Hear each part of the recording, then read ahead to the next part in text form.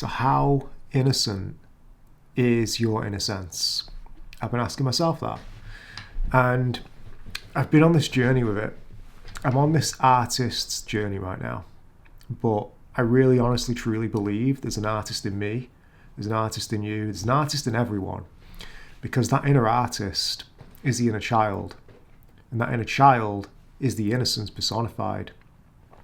Difference between an artist, like an adult artist, and someone who is not an artist in the eyes of peer groups, and whatever else, is conditioning, right? Because we all have a small child that loves to paint, that loves to draw, loves to colour outside of the lines, loves to colour inside of the lines, right? We all are born with that innate capacity for creativity, for joy, for love, for play, for laughter, for fun. But somewhere along the way, we get it, squeezed out of us. We become contracted, right? We receive our parents and adults in a way in which our artistry might not be so welcome, right? Take this as like a really avant-garde example, but bear with me. Every child, maybe I didn't do this, maybe not every child, right? But some children, there was an archetypal kind of cliche of a child, colouring on the wallpaper. Just going, oh wow, look at this. I'm just going to colour and my parents are going to love me for this. Like, look at all the lines. I can trace the lines and I can colour in the lines and this is going to be great. That's just one example of a child doing something which might be perceived as wrong. I'm taking the most, out there example just to really, really frame it in the way that I want to frame it for you. Every child does things which at some point, a parent might go, that's wrong. You don't want to do that. We don't do it that way. We don't do it that way. But really, that's the adult coming in with the doubt and the fear and the rigidity and, let's be real, the ancestral debt from their parents, passing on that constriction, that conformity, that conservatism of, that's not the way we do things around here. You can't do that. What it does for the child, though, it maybe not robs them of their innocence, but it suppresses the innocence in such a way over many, many, many years. And I've experienced this a little bit. I've been really blessed with really good parents, but we all have a little bit of it unless you've got artists for parents. Let's be real. I've actually been encouraged a lot, but there's been some parts of that, just minor parts of that, right? We receive conditioning from peer groups and friends and whoever else that might not approve of the way that we portray our artistic self, our quirky, real, authentic, abundant self. And it can get to the point where when we enter into maybe mid to later life, I'm 37 now, I'm using myself as an example, that conditioning becomes really heavy. It becomes really sticky and weighty, and it can be hard to swim against the tide of that conditioning. And so what's necessary is actually a maturing into your innocence, a rediscovering and a rematuring into it, right? It sounds kind of like an oxymoron, because how do you mature into innocence? But it's a quality that if I'm going to use an absolute here,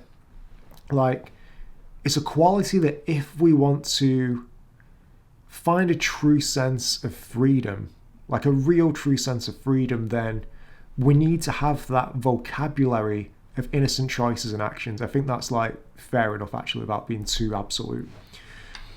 We don't necessarily need to be innocent all the time, but having that vernacular, having that capacity of going, you know what? I'm going to colour outside of the lines. You know what? I'm going to scribble on the wallpaper. You know what? I'm going to do things my own way. You know what? I'm just going to tap my head because it feels good, I'm just going to like squeeze my hands. I'm just going to squeeze my arms. Like, let's feel this body. Like, let's explore. Let's roll in the mud. Let's roll in the grass. Like, let's do all of these things which maybe serve no functional, practical productivity purpose, but let's just do them because it's fun. Let's just do it and let's just see what happens. Like, that's the agenda. Maybe agenda is like not a great word for this, but that's the ethos, that's the eros maybe of the innocence. It's like, what happens if? And sometimes in a real embodied expression of innocence, there isn't even that what if. It's just like, I'm just flowing into this experience. Like, I'm just enjoying myself. The only cognitive experience is just like, wow, this is amazing. Just like, oh, look at this. This is cool. Just kind of marveling, being in wonderment at what you're creating, whatever that thing is. And so that is the inner sense I'm talking about. That is the innocence of your inner sense. It is one archetypal colour of experience of the innocence of your inner sense. Like, it can look many, many different ways. There are infinite expressions of this. This is just one flavour, one colour and frequency of experience. But bringing it back to that original question, how innocent is your inner sense? How much is it? How innocent is it? Like, it's something I've been journeying with like a lot the past few weeks and like the past few years, but it's really beginning to come to a head now, which is why I'm making this video. Maybe there's some of you out there who are going to relate to this, maybe not. The rediscovering of my innocence has been so liberating, and it is a journey. I'm not fully there yet, but it's allowed me to like alleviate so much tension within me. Like, I have cluster migraine headaches and I'm working through those at the moment. I'll give you an example from my life. I'm a musician and I'm playing keyboard at the moment. I'm writing a tune, and I had like a stress episode over Christmas, and the therapy I needed was art therapy.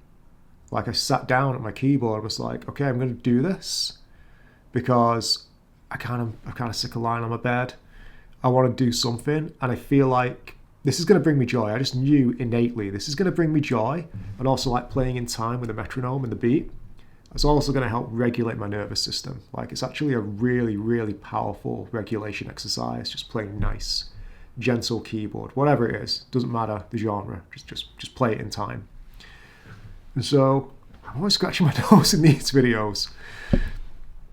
So that was something which really allowed me to rediscover the wonderment of my innocence, because as I like unconsciously began writing this tune, I'm like, oh, there's something here.